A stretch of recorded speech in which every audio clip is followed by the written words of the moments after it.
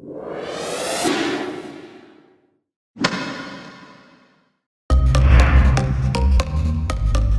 everyone, welcome to Movie Rants. Last time we were together, we did a Spider-Man Homecoming review, but this time we're harkening back to something a couple months ago, actually. Part 2 of the Gotham vs. Flash video. So, as you can see, Season 3 of Gotham and Season 3 of Flash ran at the same time. So we're going to do what we did last time. Pros of Season 3 of Gotham, pros of Season 3 of Flash, cons of Season 3 of Gotham, cons of Season 3 of Flash.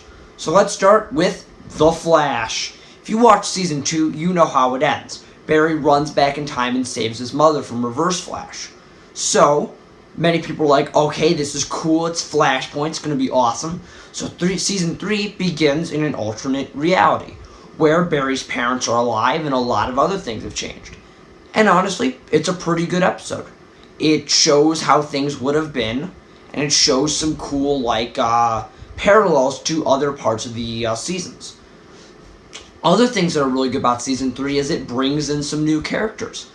Tom Felton, who was Draco Malfoy in Harry Potter, he shows up as Julian Albert, who is Barry's partner in the CSI lab and becomes a member of Team Flash, as well as some other characters such as another version of Harrison Wells from the multiverse, Jessie, who Harry's daughter, gets speedster powers, and a lot of new villains. Some of them very memorable, some of them not. So what does Season 3 of The Flash do really well? Well, it sticks with what it did really well in all the other seasons. The ensemble. This group has been so well developed throughout all the other seasons, and it continues to work. Cisco has his vibe powers, and he knows how to use them really well now, and he gets like a full outfit and everything. So we get to see him do some more action. We get to see him go through some more character arcs. As well as Caitlin, because of Flashpoint, is slowly turning into her alter ego of Killer Frost. So that plays a very slow burn throughout the first half of the season, and then is explored more in the second half of the season. As well as there's a lot of more fun action sequences in Season 3. They have more Gorilla Grodd episodes. This time we actually get to go to a straight up city of sentient gorillas. And that's about as fun and dumb as it sounds. And then that entire city of gorillas comes in and attacks Central City. So if you're a Flash fan, it's really great to see an entire army of sentient gorillas take on the Flash. It's stupid sounding, but it's done really well. As well as there are some new enemies who are pretty interesting. Dr. Alchemy, Magenta, and sort of Mirror Master. He sort of falls under this level of just being a stupid villain with some cool powers. And that's about it. They introduce a new version of Harrison Wells from Earth 19, and he's pretty funny. They play kind of on your you can't trust the Wells thing. So in the beginning episode, he seems like he may be a threat. But it turns out he's just sort of a really great goofball. He has a lot of energy. He's not as scientifically minded as the rest of the cast, so that parallels a lot. And he's just kind of really fun. That's HR, that's what they call him in the show, so he's just really fun. It allows Tom Clavish to play more on his comedic side than his serious side, which he did a lot with Harry in Season 2. What else is great? Jay Garrick's in this season. Not Hunter Zolomon Jay Garrick, but Jay Garrick as in John Wesley Shipp's version of Jay Garrick. He's really cool. And as the season progresses, you get a mystery, you get another evil speedster, this time being Savitar. And I'd be lying if I didn't say that the first look at him, being the CGI, didn't look really cool. It did. It was a really sick design and got some really cool sequences. But as the show went on, he got an actual suit, which looked actually pretty cool. In a little bit of a ridiculous Power Rangers way, but still a pretty solid looking suit. Also, Wally West is finally Kid Flash. He gets a suit, he gets his powers, you get some training montage stuff, and it's really great to see Wally grow as a hero. He learns to be sort of his own person throughout the season, and that's really enjoyable. Barry takes on very sort of a mentorship role, and he's kind of being like Oliver, who's also training new people in season 5 of Arrow. So far, season 3 of Flash is pretty good. You got some solid character arcs, you got some new interesting villain stuff, and you think you have an interesting speedster. Now let's look at some cons of season 3 of Flash. If you watch the first season of Flash and the second season of Flash, you can start to see that there's a little bit of a pattern. Someone who Barry is close to turns out to be a speedster, and there's a mysterious speedster who Barry realizes he has to get faster to face, and they're not sure who the identity of it is. Well, if you liked or didn't like that plotline, it comes back again, guys. Savitar is a mysterious, fast speedster who wants to destroy Barry Allen and Team Flash, but we don't know who he is. Well, we're going to put a little spoiler bar here in like the time when I stopped talking about it. Turns out that Savitar is Barry. And while that itself is a good reveal because it does do something very personal with Team Flash, it does remind you this is something they did before. Not just in Season 1 with Eobard and Reverse Flash, but no, they also did it in Season 2 with Zolomon and Zoom. We started our YouTube channel in 420. We're Weed Films. Yeah. So the fact that Savitar is someone who's really close to the team and plays this mysterious thing isn't very original. And it's treading on this same worn path that the Flash keeps going down. And while yes, I like his design and he plays some does some creepy stuff in the show, it's something that's not very original. And for a show as cutting as The Flash, where it is very original, put in like a picture of a giant shark man right here, it's really sad to see them go down the same plot line. As well as, Barry is literally the worst in Season 3. And I'm not talking as in Grant Gustin being annoying, because he's not. Grant Gustin's a good actor. But Barry does so many dumb things in Season 3. You know how cool Flashpoint was, the idea? Well, it's one episode, so they kind of wasted it. And then he comes back next episode, it's like, oh, everything changed. And I can see that what I did ruined it. You know what I better do? Try and change everything again. So that just kind of, it doesn't meld, it doesn't mold well. Barry's constantly complaining, and then it turns out he sees the future again. And this time, Savitar kills Iris, so his immediate reaction is, I must change everything in my path to stop this. Which itself is a good character trait, but gets pushed to the side with Barry's just constantly whining about things. And it kind of gets really annoying. Grant Gustin's a good actor, but he kind of just puts on this sad, mopey face for the majority of Season 3. And he kind of comes off as a jerk a lot too.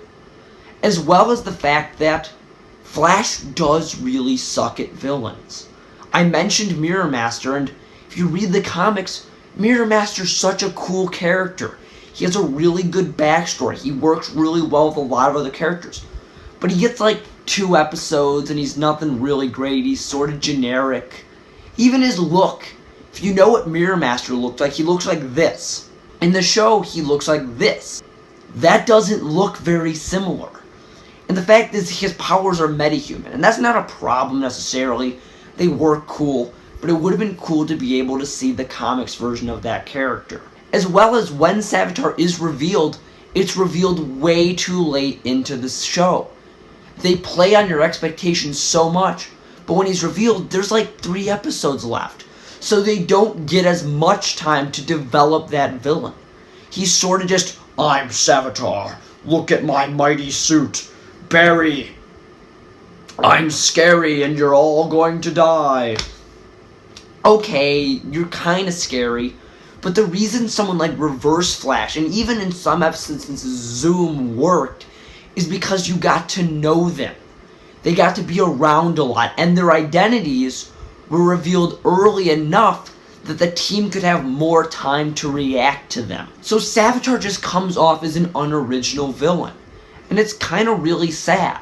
However, the person playing Savitar, human version of Savitar, does a really good job playing a very sadistic character. Also, fun fact, when Savitar's not human, his voice is voiced by the guy who does the voice of Saw. Jigsaw, the puppet. As well as, not everyone gets enough character study. Jessie does a good job, but then she's quickly ushered off in like the second half of the season. And then she disappears. Same thing with Jay Garrick. He gets a lot of the short end of the stick. He comes in for like a couple episodes and then he's immediately shown somewhere else. It's kind of disappointing. As well as the finale, while it's a good finale, it leaves too many questions from the season unanswered. And while I understand that's important, a lot of things are just kind of sad. As well as the introduction of certain characters way too late into the season, like Tracy, who was meant to like invent this Speed Force trap, but then she's like given 2 episodes to be a character. So that's not really good. So, let's move on to the other show. Gotham. A show so ridiculous, this exists. See you in hell, Theo. Oh.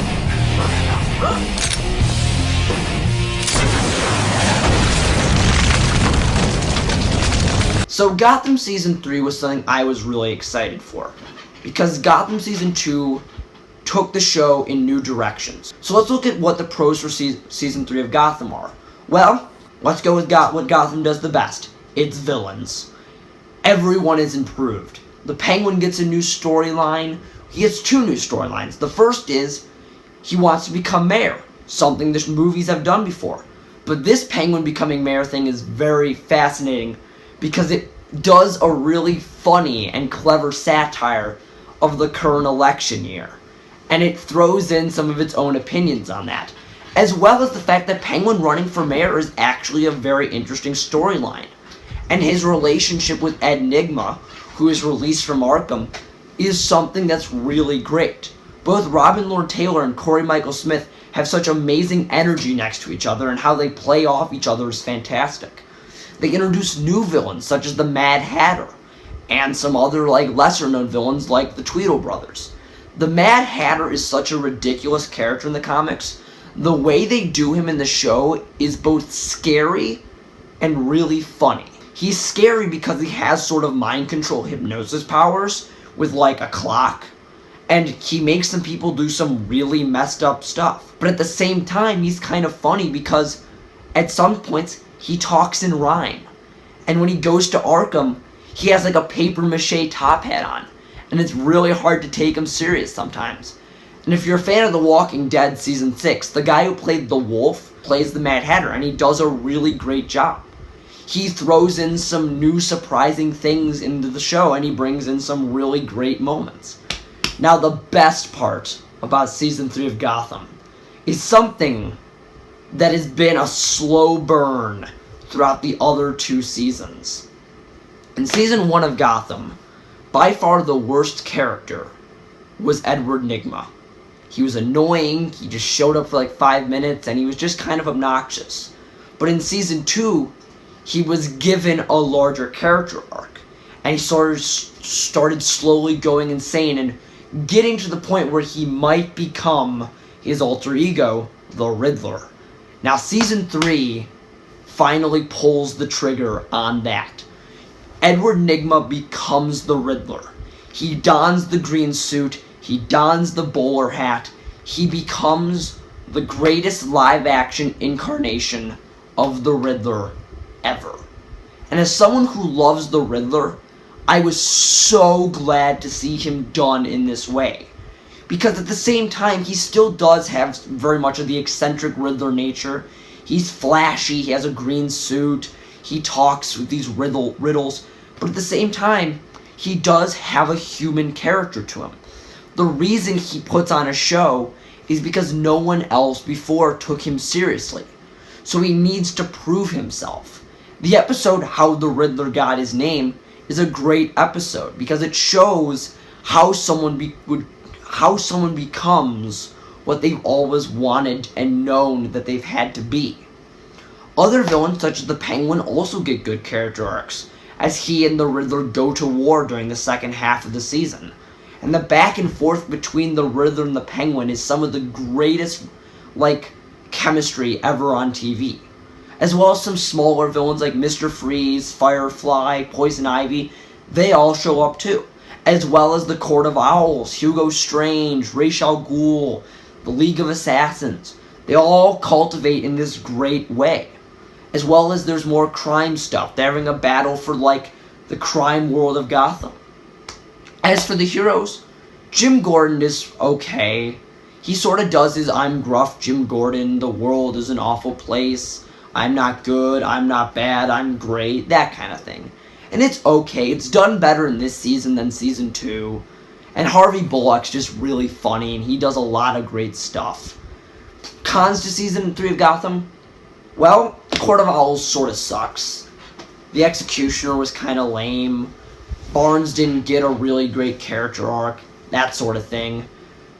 Poison Ivy's aging up was sort of creepy to begin with, but they got a better handle on it. And I wanted more Jerome. Now, I really loved the arc they gave him. They did this sort of death in the family, getting his face cut off thing. And that was really great. Put that in the pros section. But it's kind of sad to see him quickly exited off the show as soon as he came in. He's a character I'd like to see more of on the show. So that's not really a con, that's more something I would like. So, all in all, who wins this battle? Well, this may sound biased, I have to give it to Gotham. Because it did something new. It went on different plot points. It expanded on its villains. It sort of expanded on some of its heroes, like Bruce Wayne. Whereas The Flash very much went down the same road it had always been going down. Not changing anything, not doing anything particularly new. And that needs to change. The Flash needs to take more chances. I won't say Gotham's the greatest television show for superheroes ever, but what Gotham does is it does know how to change. And it knows how to use its villains. The Riddler is a perfect example of how to do a comic book villain in a show. He's not given one episode, he was given 2 seasons to be developed. So when he dons the green suit, when he goes out, when he leaves these question mark boxes, it's earned. And it's totally something that, if you're a Gotham fan, you're so excited to see. So I'm excited for Season 4 of Gotham. So in the end, Gotham wins Season 3 for this one. So, quick recap. Season 1 went to The Flash. It had better characters, better storylines, better action. Season 2 was tied. Both shows improved upon what they are doing while adding new and different twists. Season 3 goes to Gotham.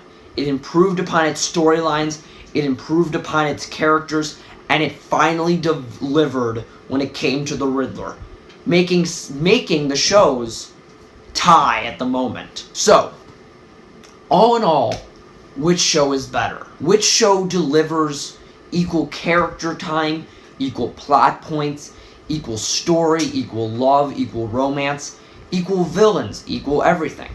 The truth is, I have to give it to The Flash. While I do complain that the storyline has been too consistent, that is something The Flash has been good at. It's good at staying consistent. It knows what works for its shows. It knows what people like to watch.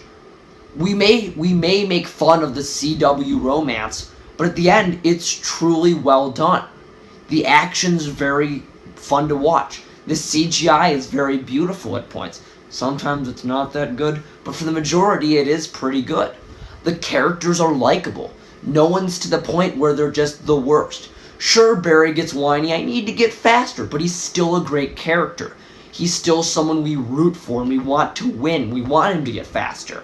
Cisco's a good character. He started out as this best friend character. He made his way to a full-fledged hero with his own persona and his own ideas. Caitlin became a villain, a well-developed one. Someone who you don't want to see the Flash fight because you know how much history is behind them. The gag with there being a different Wells each season works really well. Whether it's the schemingness of Harrison Wells being Eobard Thawne, the gruff but loving Harry, or the wacky goofball means well and knows how to bring up people's spirits HR, Harrison Wells is a character the Flash can't do without. Even supporting characters like Joe, Tracy, or Julian, they fit the show well. They're able to give what the show needs, whether it be humor, support, some romance. The Flash knows what works. And at the same time, it's still very ridiculous. You do have giant sentient telepathic gorillas. You have people with cold guns and fire guns and giant monsters. It's very much a comic book show. And see, that's something that Gotham lacks.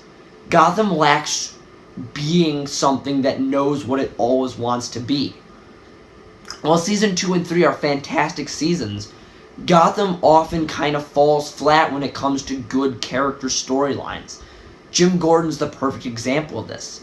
Now, I will say what Gotham does have over the Flash, and will always have over the Flash, is how much attention it gives its villains. Because they are developed better than the heroes. They're given real character. So Gotham wins when it comes to villains, but all in all, The Flash is the better show. Thank you very much for watching me geek out about 2 superhero TV shows. If you have any other shows you'd like to see go head-to-head, comment them down. Subscribe, like, and stay tuned for more show stuff, movie reviews. And remember, no matter how ridiculous The Flash is, it will never beat this scene in Gotham. Oh.